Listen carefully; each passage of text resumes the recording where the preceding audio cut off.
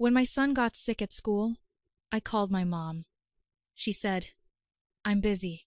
Call someone who actually cares." My little boy waited in the school alone.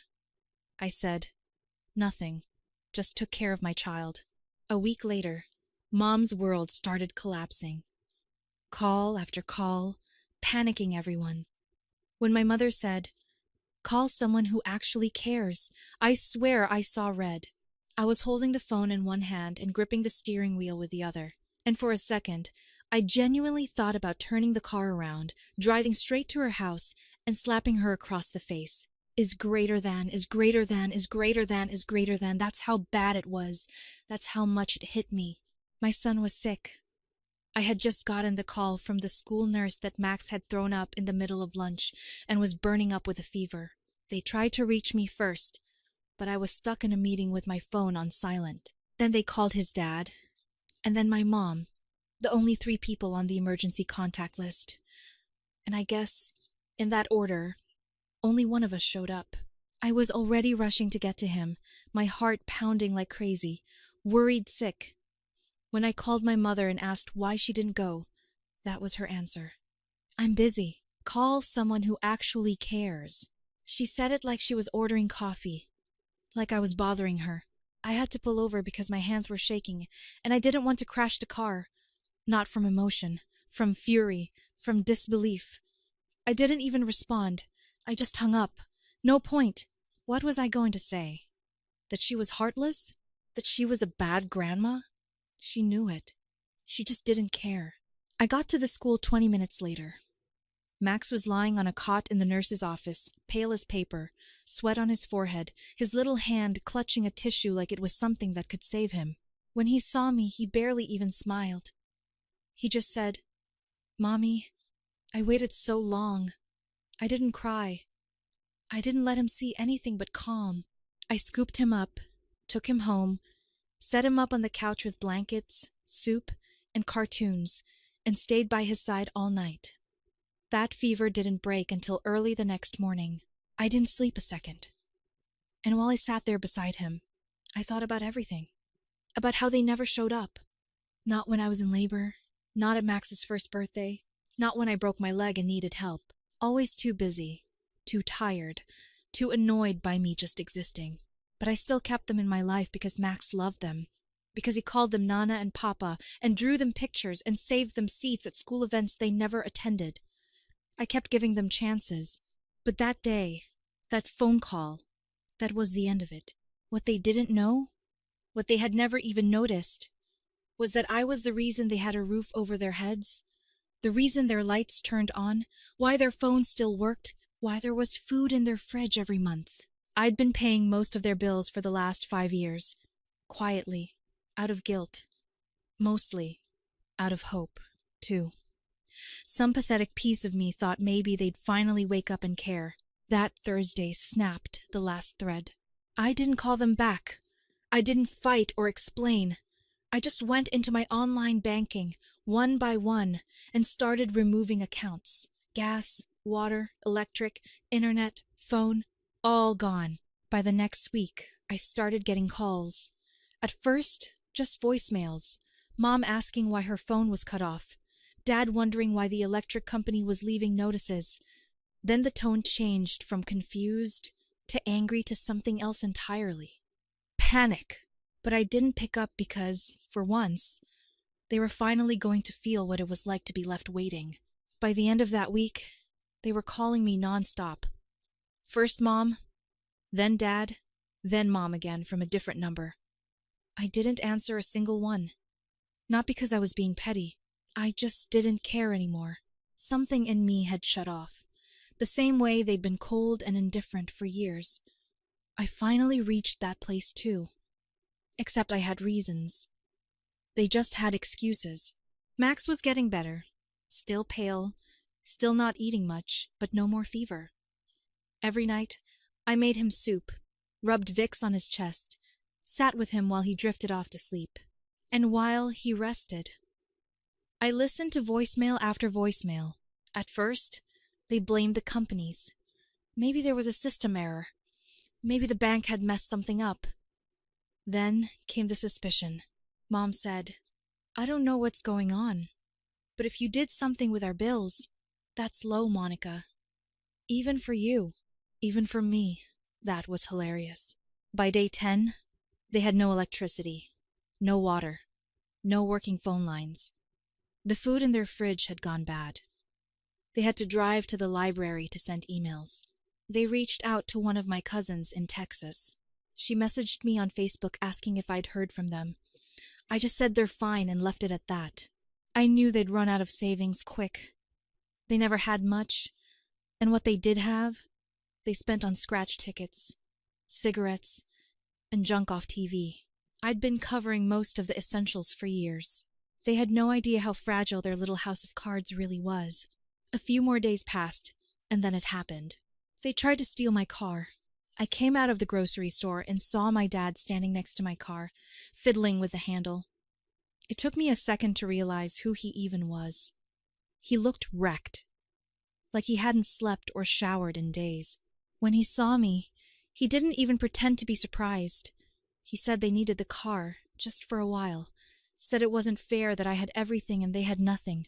I told him to back away. He didn't. So, I called the police right in front of him, gave them his name, told them he was trying to break into my vehicle, and made sure he heard every word. He left before they arrived, but I filed the report anyway. Got the security footage from the store, too. I knew he'd be back, and sure enough, 2 days later, someone slashed my tires. Nothing stolen, nothing touched, just 4 deep knife marks across each one. I didn't see who did it, but I didn't need to. I bought cameras, installed them that night. They wanted to play games. Fine. I knew how to win because I hadn't just stopped paying their bills. I had access to everything.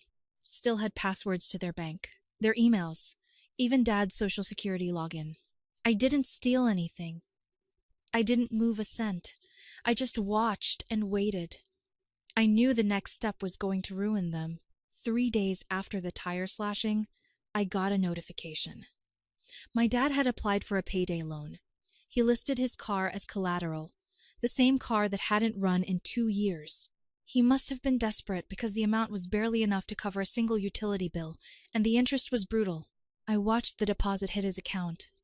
And 2 hours later, a grocery store charge came through, then a gas station, then nothing. They blew through the money in a single day. That same week, a letter came to my house addressed to my mom. She must have forgotten she used my address for some of her junk mail. It was from the IRS. A notice. She'd failed to report something from 2 years back. Some stimulus refund error or disability paperwork she fudged. Normally, I would have warned her. She would have ignored it, and I'd end up fixing it for her anyway. This time, I didn't. I let it sit on the counter unopened. Then, I shredded it. They were drowning, and I wasn't throwing a rope. Then came the job hunt. My aunt messaged me out of nowhere.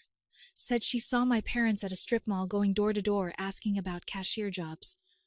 Mom in her oversized sunglasses pretending she wasn't panicking. Dad limping on his bad knee trying to convince people he could lift. I knew exactly what they were doing. Looking for sympathy. Playing the "our daughter abandoned us" card. But no one was hiring. Not people their age. Not without experience. Not in this town. One night, my mom left me a voicemail. She didn't even yell this time. She just said, "You made your point. Now fix it." I didn't respond. I was at home with Max doing a puzzle, watching a movie, just being a mom. A good one. The next morning, they came by again unannounced. This time, they stood in the yard. Didn't come up to the door. Just stood there hoping I'd see them through the window. I did. I closed the blinds. Later that night, Max asked why Nana and Papa didn't come around anymore. I said they were taking a break. He asked if they were mad.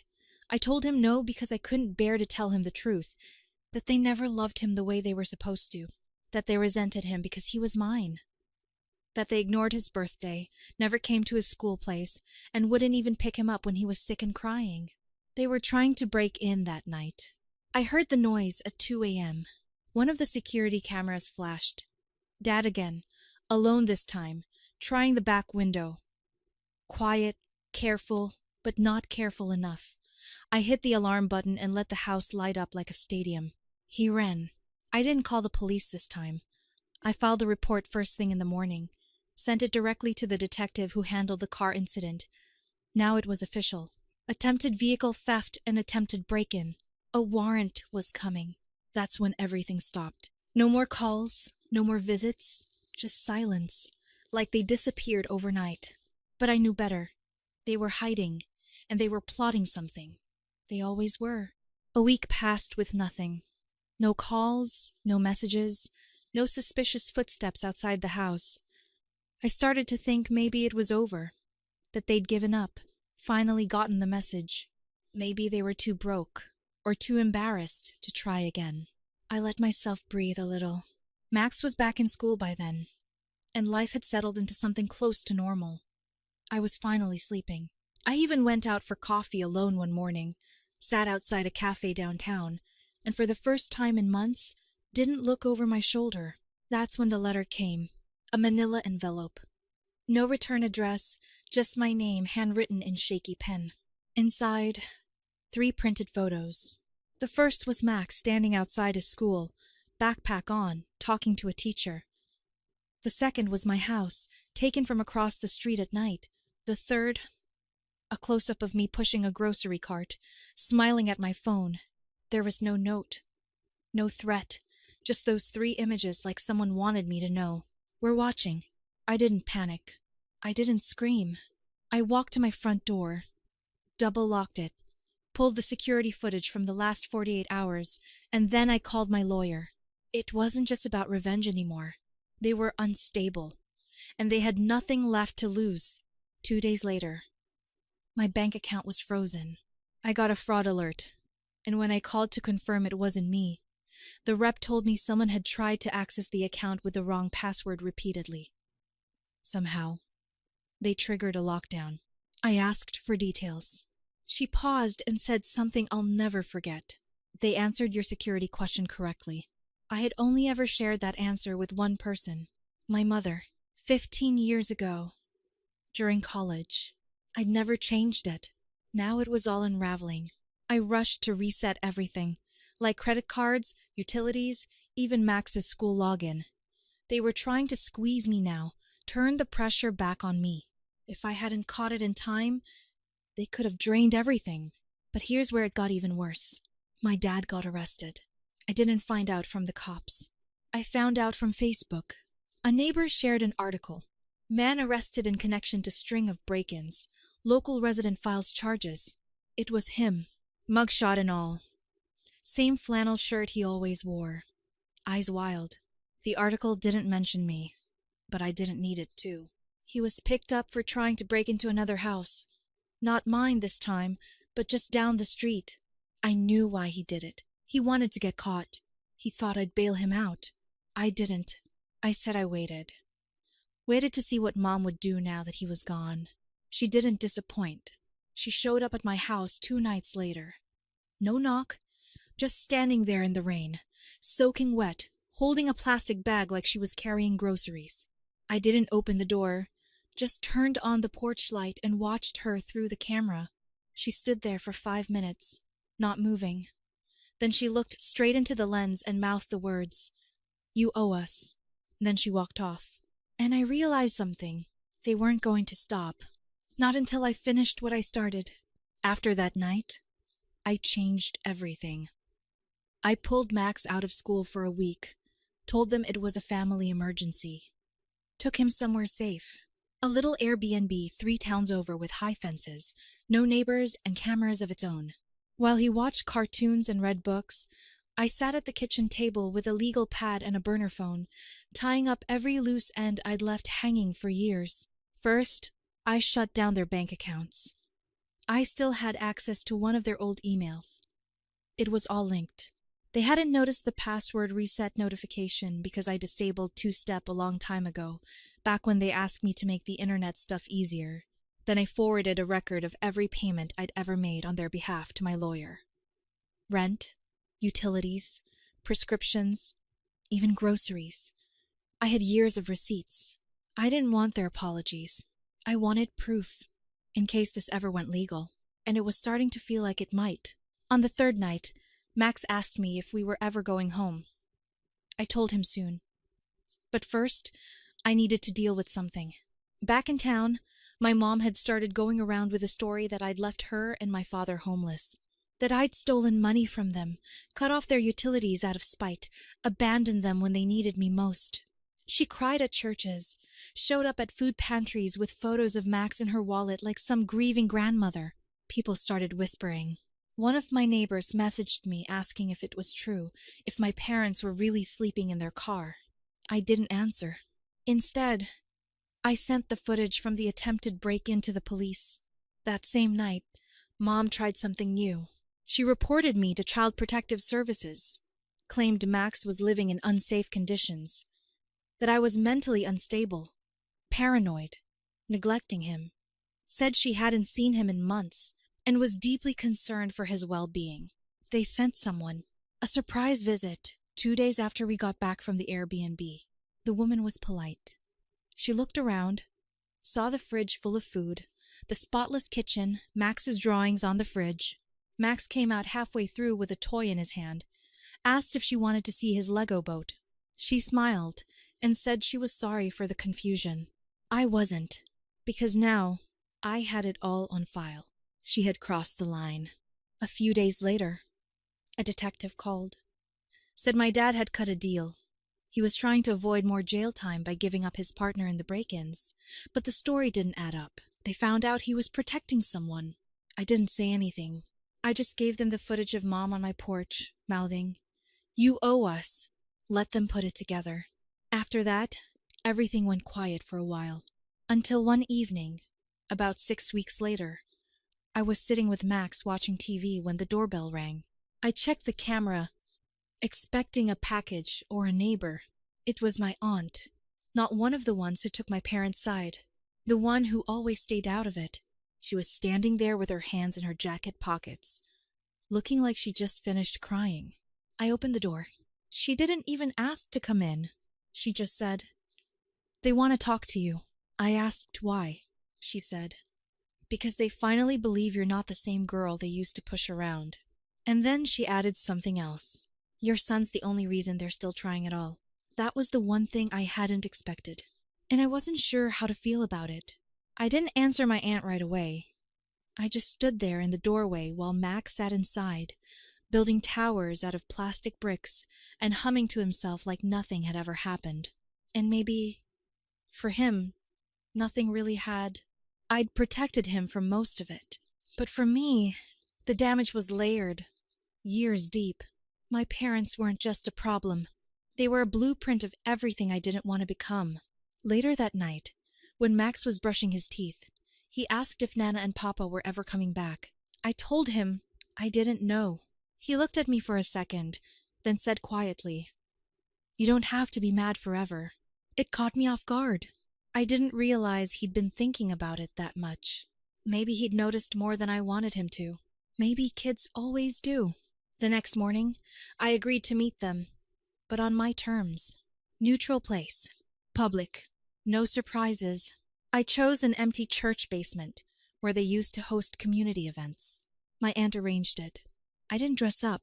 I didn't wear makeup. I didn't bring Max. This wasn't a reunion. It was a final assessment.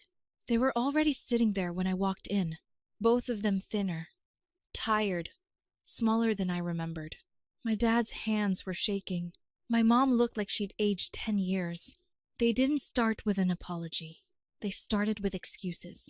How hard things had been. How they didn't know what they were saying that day on the phone. How they were under stress, worried about money, confused. How they felt. I turned Max against them. I let them talk. When they were done, I said one thing.